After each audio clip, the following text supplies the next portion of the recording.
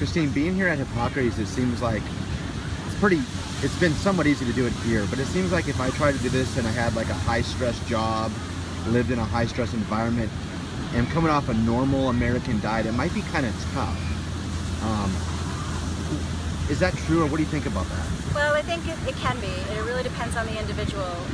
If you go back into your environment and you've got all of your reminders and the thing, it's easy to fall back into what you were doing. So you have to get committed to why you really want to be healthy. What do you want out of this? Why are you here? When you can align yourself with your values and remind yourself on a daily basis that this is what I want, this is important to me, and this is why it's important to me. And do a little bit of soul searching on that. Write it down, keep it with you, and look at that every day so that when it comes down to having that hamburger or having that salad with the sprouts all over it, I mean, the hamburger is always going to look good because your brain is going to be addicted to it forever. I mean, not forever, actually. I haven't had a hamburger in 20 years, and I thought of it makes me want to puke. But, anyway. Yeah, so I think making sure that you ask for support from the people that are around at home, your family, your spouse, your kids, really sharing this with them and trying not to be too preachy because you don't want to turn people off from this, but really just leading by example. Look how amazing I look, look how amazing I feel, my skin is glowing, I have more energy. And a little trick that some people do with their kids is this is like, I had a friend, this is mommy's food, you can't have any. And of course Rudy wants what they can't have, right? So no, you can't.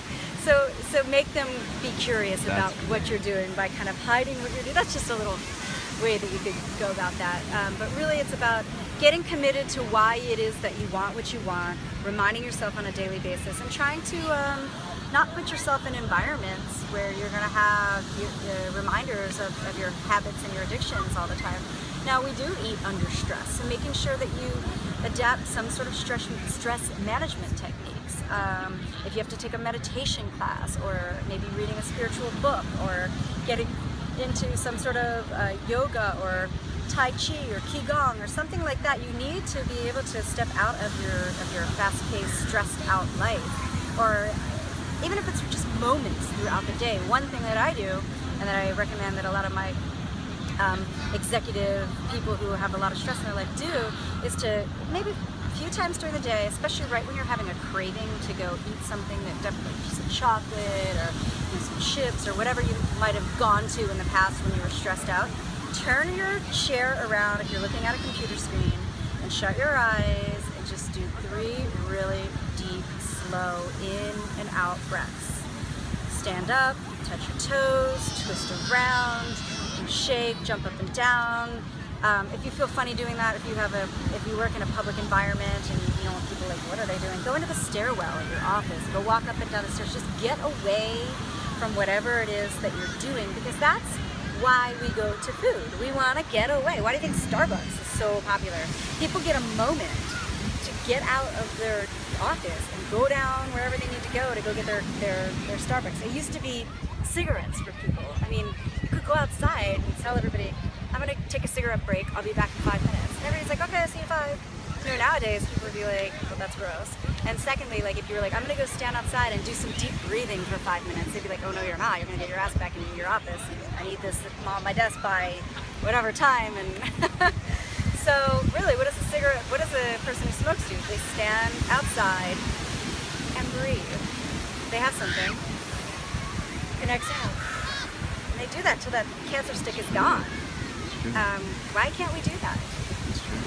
That's what we need. Wow. To kind of get into that a little bit deeper, let's say you come to Hippocrates on your own, or you've kind of gotten to this lifestyle from someone like you, and your loved ones, your family, aren't really in any way on board with it. They're not really that supportive of it. They don't understand it. They think it maybe even a little bit crazy. How do you deal with something like that? Again, you just have to stay committed to what it is that drew you there in the first place. Don't preach, don't get angry with them because they're not doing what you're doing. Just love them up as much as you can and lead by example. Let them see how good you feel. And stand your ground when you go to a restaurant that there's nothing that you can eat. You know, let them know, I can't go to that restaurant, I'm sorry. Or bring things with you. I've been known to do that. Let's say you're going to a dinner party where you're a guest, somebody's birthday, and and it's like, I've had that before. I get invited to a pub and I'm like, great, when am I gonna have like a garden salad, like an iceberg lettuce salad? No. So I brought some dehydrated crackers, a half of an avocado, a little Ziploc bag with some sprouts in it. I order the garden salad and I throw it on there and boom. And eat before you go. Nice. Yeah, Okay. and you can't always do that either. Just be prepared. Sometimes my husband will want to go someplace and I'll tell him I'll meet you there in 10 minutes and I'll swing by, I live in New York so it's easy, I'll swing by a juice press or something and grab a juice and a lentil soup and have that before I go meet him, and then I'll sit there and I don't feel as bad having a garden salad because I'm not like ravenously hungry. The times that I don't remain vegan, and I'm not going to do this in a bit, before I came to Hippocrates, were the times that I just wasn't prepared. I didn't, carry fruit with you. Carry things with you, you have to do it. And if you're a dude and you're like, I can't carry, I don't carry a merce, then eat before you go, or put things in your pocket that you can carry, or carry a merce, who cares? Hopefully I answered your questions. That was wonderful.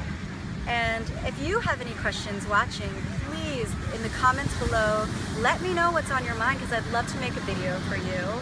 I'm committed to your healing and I'm committed to helping you be the best version of you possible in any way that I can help. I am delighted and grateful and honored that I would be able to get to do that. So please give this video a thumbs up, subscribe over there if you haven't, and let me know what you want to see, and I'm here for you.